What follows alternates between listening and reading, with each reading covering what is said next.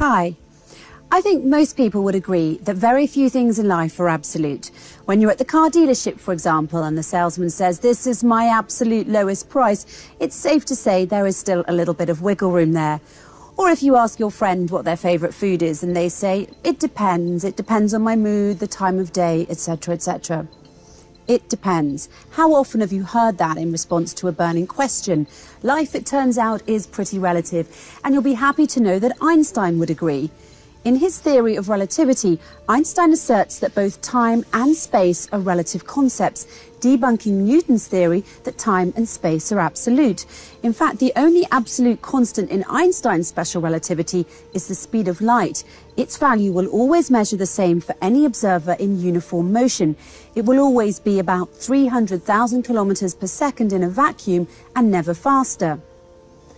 According to NASA, before 1905, when Albert Einstein published his theory of special relativity, most people believed that space and time were as Sir Isaac Newton described them back in the 17th century.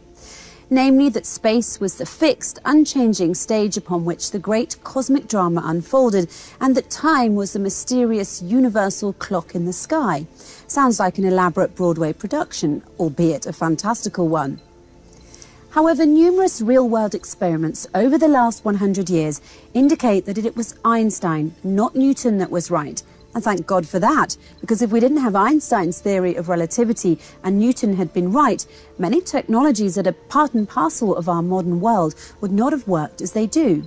For example, the Global Positioning System, or GPS navigation as we call it, the nuclear power plants, electromagnets and generators that we all rely on, they all work using relativity. So let's take a closer look at Einstein's theory of relativity. Jesse Emspak, a physics contributor for Life Science, describes it as deceptively simple. First, there is no absolute frame of reference. Every time you measure an object's velocity or its momentum or how it experiences time, it is always in relation to something else. Second, the speed of light is the same no matter who measures it or how fast the person measuring it is going. And third, nothing, and I mean nothing, can go faster than light. The implications of Einstein's famous theory are profound.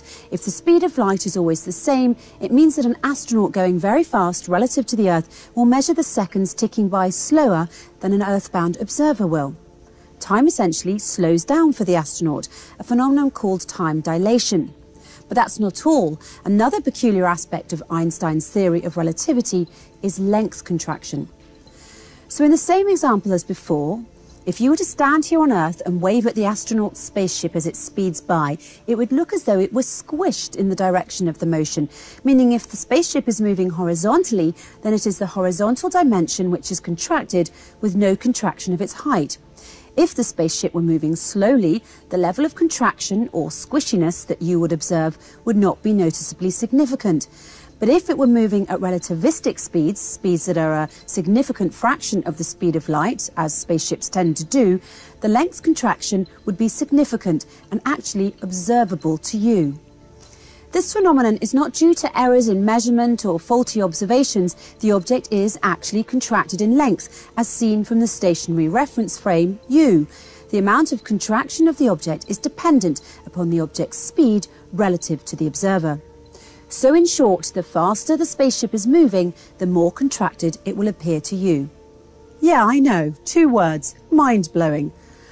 Professor James Colata, in his book Elementary Cosmology, From Aristotle's Universe to the Big Bang and Beyond, published in 2015, explains that neither time nor space are absolute quantities by asking us to imagine a meter stick lying on the floor of a room with one end against a wall. Bright lights are shining from the ceiling and the other wall. Now let us rotate the meter stick while looking at its shadows on the wall and the floor. At first, the shadow on the floor is almost equal to 1 meter in length, and the length of the shadow on the wall is very small. As we rotate the stick toward the vertical, the shadow on the floor becomes shorter and that on the wall becomes longer. When the stick is vertical, the shadow on the wall is 1 meter in length. It turns out that something similar happens in the case of special relativity. As the speed of an object increases, its length, in the direction of motion, becomes shorter, while the intervals become longer. It's interesting that the professor chooses this particular example to demonstrate the conclusions and consequences of the theory of special relativity. It's especially interesting because the Quran used the same analogy in its verses. In chapter 25, verses 45 and 46, it says, "Have you not considered your Lord, how he extended the shadow, and if he willed, he could have made it stationary? Then we, God, made the sun its guide. Then we, God, reduced it little by little." The scientific explanation for this verse is as follows. "Have you not considered your Lord, how he extended the shadow, and if he wished, he could have made it stationary, as in following Newton's theory model of absolute rest frame? Then we, God, made the sun its guide, since the speed of light of the sun is the only absolute constant.